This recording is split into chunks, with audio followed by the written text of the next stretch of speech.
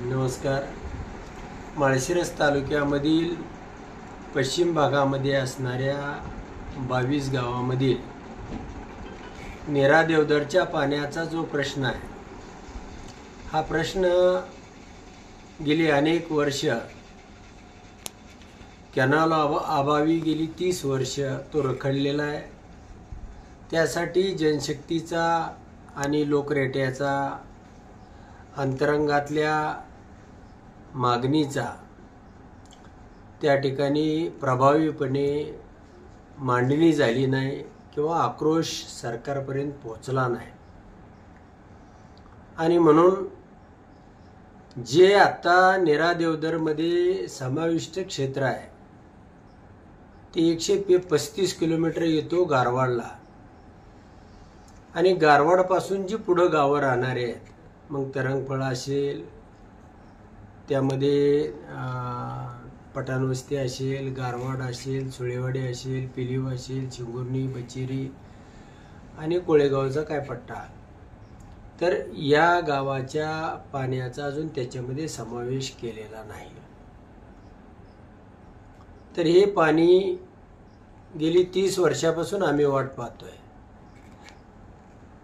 तालुक्याचा आमदार म्हणून माझी ती जबाबदारी आहे. गेल्या अधिवेशनामध्ये मी सरकारला हा प्रश्न विचारला होता. त्यावेळी सरकारनं उत्तर दिलं की याच्यासाठी 2747 कोटी रुपयाची गरज आहे आणि 25-26 म्हणजे या आणि पुढच्या वर्षीची धरून जी तरतूद केलेली आहे अर्थसंकल्पामध्ये ती 247 कोटीची आहे. मग 247 कोटीच्या हिशोबाने गोरडवाडीला पाणी येण्यासाठी किमान 10 वर्षाचा काळ लागेल. अनेक नेते मंडळी म्हणतायत आम्ही या भागाला पाणी देणार आहे, आम्ही या भागामध्ये पाणी आणणार आहे.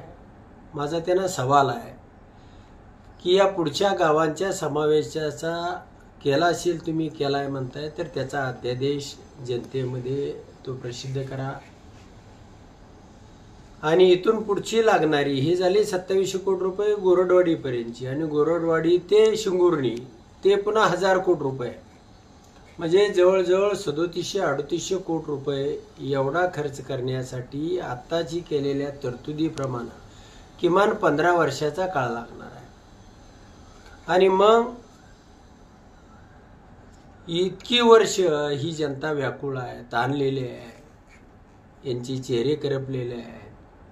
आणि हे किती दिवस तुमच्या आश्वासनावरती, निवडणूक आली की तुमचं डोंगर दऱ्या आमच्या आश्वासनाने हिरव्यागार होतात, आणि निवडणूक गेली की मात्र आमच्या हातामध्ये कुसळं राहतात. हे चित्र आमदार म्हणून मला बदलवायचं आहे. या जनतेच्या समोर जाऊन यातलं सत्य सांगायचं आहे.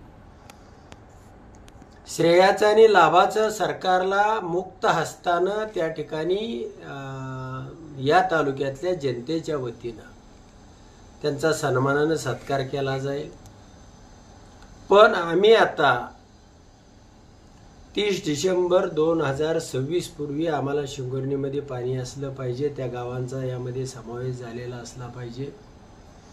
100 दिवसामध्ये शिंगुर्णीपर्यंत तुम्ही टेंडर काढलेलं असलं पाहिजे.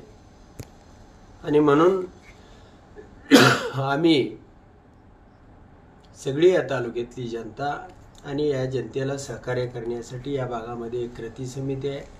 त्या कृती समितीला एक ताकद देण्यासाठी मी सुद्धा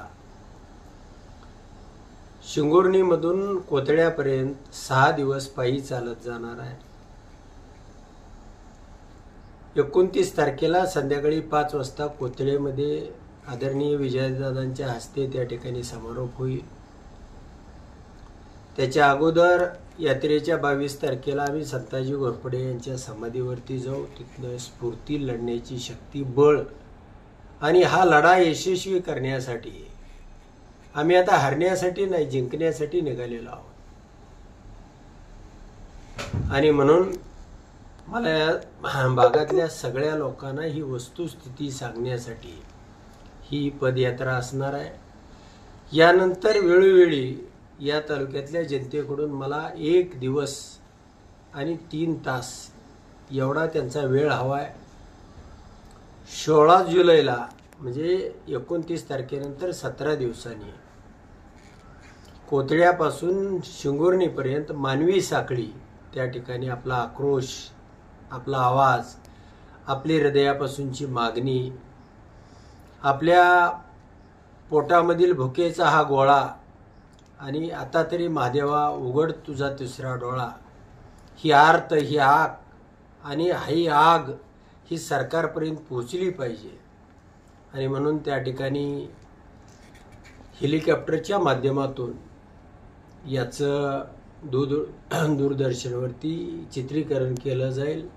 संपूर्ण महाराष्ट्रामध्ये आमची ही जी आग आहे, पोटामधली जी भूक आहे, ही मीडियानं सगळ्या या सरकारमध्ये बसलेल्या माणसापर्यंत पोहोचवावी या उद्देशानं हा आंदोलनाचा पहिला टप्पा आहे 16 तारखेपर्यंत. आणि 100 दिवसानं जर नाही या सरकारनं केलं तर मात्र आम्ही माळशिरस ते मुंबई जे जमतील ते, जे असतील ते फटके तुटके सहकारी घेऊन 100, 200, 400, 1000, 500 आम्ही प्रत्येक मुक्कामावरती घरोघरी माधुगिरी मागू.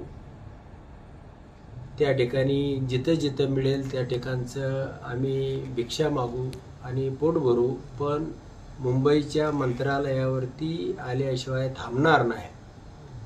आणि त्यावेळी मात्र तिजोरीचं दार फोडूनच आमचा हिस्सा, आमचा वाटा घेतल्याशिवाय आम्ही परत येणार नाही, अशा पद्धतीची भूमिका घेऊन आम्ही निघालेलो आहोत. मी आमदार म्हणून या तालुक्यातल्या जनतेला आवाहन करतो की माळशिरस तालुक्यामधील पश्चिम भागामधील नेरा देवदरच्या पट्ट्यामधील 22 गावांना पाणी आणण्यासाठी येणाऱ्या 20 तारखेला वेळापूर येथे 5 वाजता बैठकीचं आयोजन केलेलं आहे. त्या बैठकीमध्ये हे पाणी आणण्यासाठी विचारविनिमय आणि तुम्हा सर्वांची मतं त्या ठिकाणी घेतली जाणार आहेत. हे आंदोलन आपल्याला ताकदीनं लढायचं आहे, यशस्वी करायचं आहे आणि त्यासाठी वाटेल ते करण्याची तयारी ठेवून आपल्याला 1.5 वर्षामध्ये हे पाणी आणायचं आहे, 100 दिवसामध्ये टेंडर काढायचं आहे आणि त्यासाठी या बैठकीचं आयोजन करण्यात आलेलं आहे. आपण सर्वजण या 22 गावामधले गट तट विसरून सगळेजण या आणि त्या ठिकाणी आपण विचारविनिमय करून या बैठकीच्या माध्यमातून आंदोलनाची दिशा आणि पुढचं त्याचे नियोजन ठरवूया. धन्यवाद.